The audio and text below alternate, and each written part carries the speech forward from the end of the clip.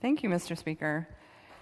I want to start off by saying that I definitely respect everybody's opinion. And I don't think we are debating about whether or not opinions of any individual is valid. People with, deep faith have a different opinion with somebody who doesn't. People who have been pregnant have a different opinion than somebody who has never been pregnant. Our individual life experiences certainly inform our opinions on many things, including a controversial issue like this. But I think the problem is your opinion, Mr. Speaker, the opinion of my neighbor, the opinion of my coworker, the opinion of my mother, the opinion of anybody in my life should not impact what I am able to do as an individual with my life, and that includes with my reproductive choice, whether or not I become pregnant, whether or not I stay pregnant. Those things are up to me. It doesn't matter what Jane down the street thinks about that. It doesn't matter what Paul from church thinks about that. That is my decision, and that is the big issue here. I've heard a lot of my colleagues talk about they love to take the will of the people as the law of the land, and they think they're clever, Mr. Speaker, in turning that back on us. But the will of the people does not include my uterus. The will of the people does not include what I'm going to do with my body, and it is my body. It's my body when I'm pregnant. It's my body when I'm not pregnant. That is for me to decide and me only. Do I have permission to read from a printed document? Without objection. Okay, I need to put on my readers. I am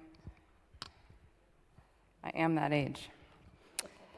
I'm going to read a little bit here from a book that you might not be familiar with, and it's truly a book. The title of the book is called Ejaculate Responsibly, A Whole New Way to Think About Abortion by Gabrielle Stanley Blair. And I think this is really interesting here.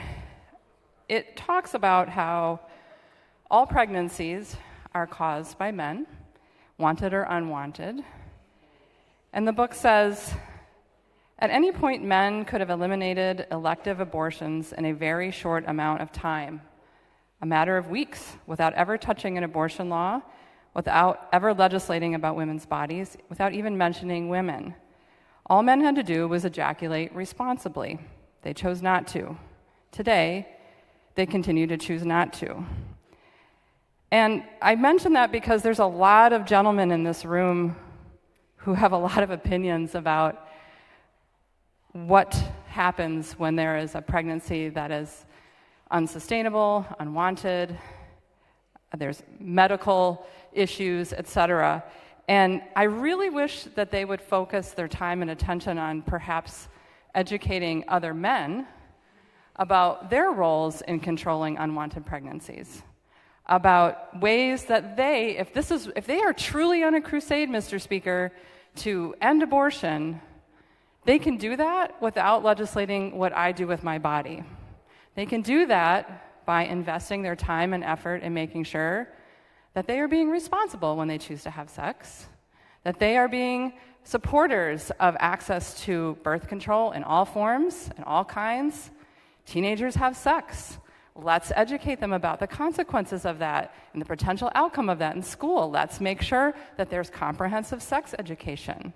Let's make sure that schools have access to condoms and other things that prevent pregnancies that might not be planned. There's a lot of things you can do if you're pro-life without interfering with somebody's individual rights, Mr. Speaker. I think that sometimes it's ridiculous. I think if we were standing here today, talking about a referendum on a male body part, a male reproductive body part, what this body would be doing, everybody would be up in arms. I'm not going into your doctor's office, Mr. Speaker, and talking to you about your prostate.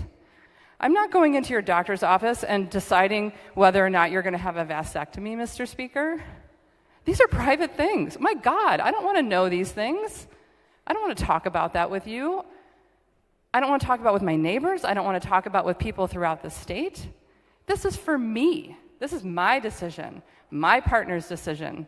This is not a conversation to put on a ballot. I think it's important to understand that we all come from different perspectives, different backgrounds, experiences, and beliefs. All of that has informed our individual opinions. But our individual opinions on this issue do not get to impact the life trajectory of somebody else. We own our bodies, we can do what we want with our bodies, and that includes whether or not to become pregnant and remain pregnant without the state weighing in and without legislators creating laws to prohibit it. Thank you, Mr. Speaker.